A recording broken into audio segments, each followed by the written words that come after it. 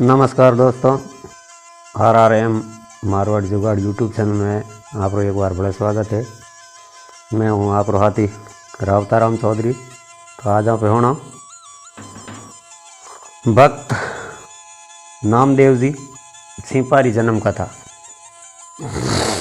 तो भक्त नामदेव जी का जन्म जिला सतार बम्बोई और गांव नरसी ब्राह्मण परिवार में हो। कार्तिक सुदी सातम संवत 1327 विक्रम को हुआ। उसकी माता का नाम गोनाबाई तथा पिता का नाम सेठी था। वे जात से सीपा थे और सीपा जाति से संबंध रखते थे। वे कपड़े धोते और साफते थे। सेठी बहुत ही नेक पुरुष था और वह सदा सच बोलता था। पिता की नेकी का असर पुत्र पर भी पड़ा। वहाँ भी साधु संतों के पास बैठता और उनके उपदेश भरे वचन सुनता। उनके गांव में देवता का मंदिर था जिसे विरोबा देव का मंदिर कहा जाता था। वहाँ जाकर लोग बैठते व भजन करते थे। कभी भी बच्चों को इकट्ठा करके भजन कीर्तन करवाता। सभी उसको शुभ बालक कहते थे।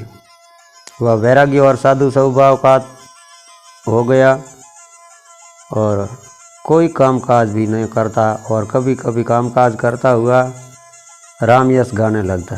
एक दिन पिता ने उसे कहा, बेटा कोई कामकाज करो, अब काम के बिना गुजारा नहीं हो सकता। कर्म करके ही परिवार को चलाना है। अब तुम्हारा विवाह भी हो चुका है। विवाह तो आपने कर दिया। नामदेव बोला, लेकिन मेरा मन तो भक्ति में ही लगा हुआ है, क्या करूं? जब मन नहीं लगता तो ईश्वर आवाज़ें मारता रहता है। बेटा भक्ति भी करो। भक्ति करना कोई गलत कार्य नहीं है, लेकिन जीवन निर्वाह के लिए भी रोजी भी जरूरी है। वह भी कमाया करो, ईश्वर रोजी में बरकत डालेगा। नामदेव की शादी छोटी उम्र में ही हो गई। उनकी पत्नी का नाम राजाबाई था।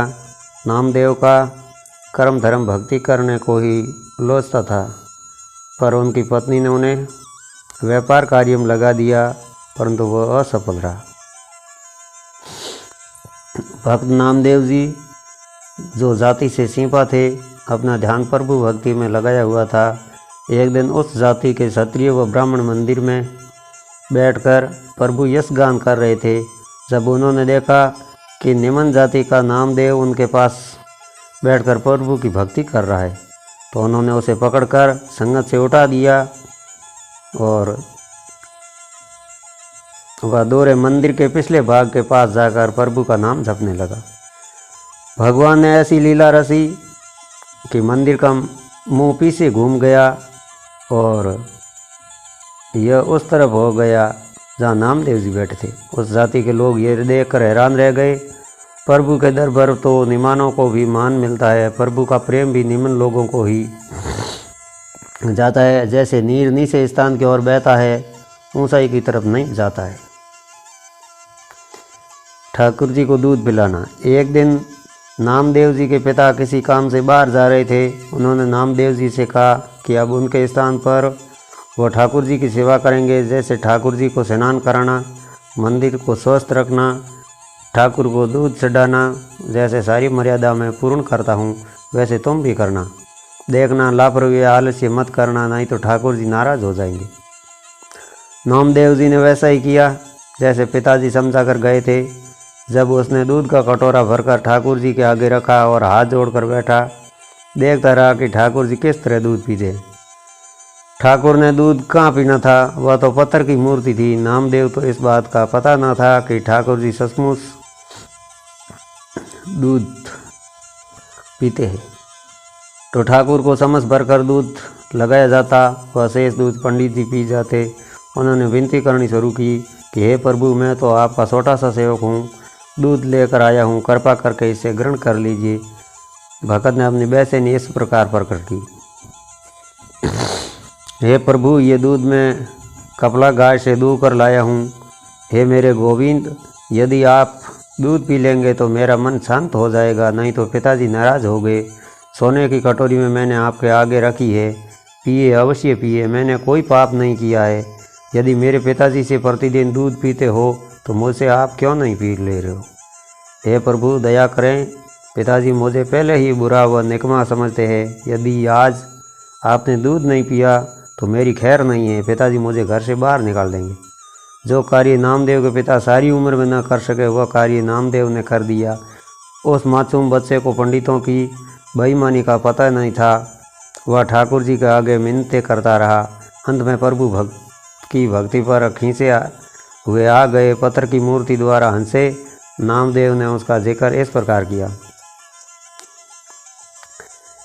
एकु भगतु हृदय बसे नामे देखी निराविनी हसे पना। एक भगत प्रभु के हृदय में बस गया। नाम को देखकर प्रभु हंस पड़े। हंसकर उन्होंने दोनों हाथ आगे बढ़ाए और दूध पी लिया। दूध पीकर मूर्ति फिर वैसी वैसी हो गई। दूध पियाऊ भगतु घरी गौआ नामे हरियस दर्शन भगुआ। दूध पिलाकर नामदेव जी घर चले गए। इस प्रकार प्रभु को उन्होंने साक्षात दर्शन दिए। ये नामदेव की भक्ति मार्ग पर प्रथम जीत थी। शुद्ध हृदय से की हुई प्रार्थना से उनके पास शक्तियाँ आ गई। वह भक्ति भाव वाले हो गए और जो वचन मुँह निकलते वही सत्य होते। जब आपके पिताजी को ये ज्ञान हुआ कि आपने ठाकुर जी में जान डाल दी व दूध पिलाया तो वो बहुत प्रसन्न हुए। उन्होंने समझा कि उनकी कुल सफल हो गई है। आपने 2 बार तीर्थ यात्रा की व साधु संतों से भ्रम दूर करते रहे। ज्यों ज्यों आपकी आयु बढ़ती गई त्यों त्यों आपका यश फैलता गया। आपने दक्षिण में बहुत प्रसार किया। आपके गुरु देव ज्ञानेश्वर जी परलोक गमन कर गए तो आप ही उस उपराम पर रहने लग गए। अंतिम दिनों में आप पंजाब आ गए। अंत में आप 80 साल की आयु में 1407 ईस्वी को यानी विक्रम संवत 1407 को परलोक गमन गए। नामदेव जी ने जो वाणी उच्चारण की वह गुरु ग्रंथ साहिब में लिखी मिलती है। बहुत सारी वाणी दक्षिण व महाराष्ट्र में गाई जाती है। आपकी वाणी पढ़ने से मन को शांति मिलती है व भक्ति की तरफ मन लगता है। तो ये थी संत नामदेव सिंपा की जन्म कहानी, भक्ति और जीवनी। आपको कैसी लगी मुझे लाइक कमेंट करके ज़रूर बताना।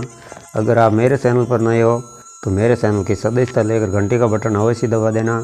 मिलेंगे एक नए वीडियो में, तब तक के लिए राम राम, नमस्कार और क्षमा गणी।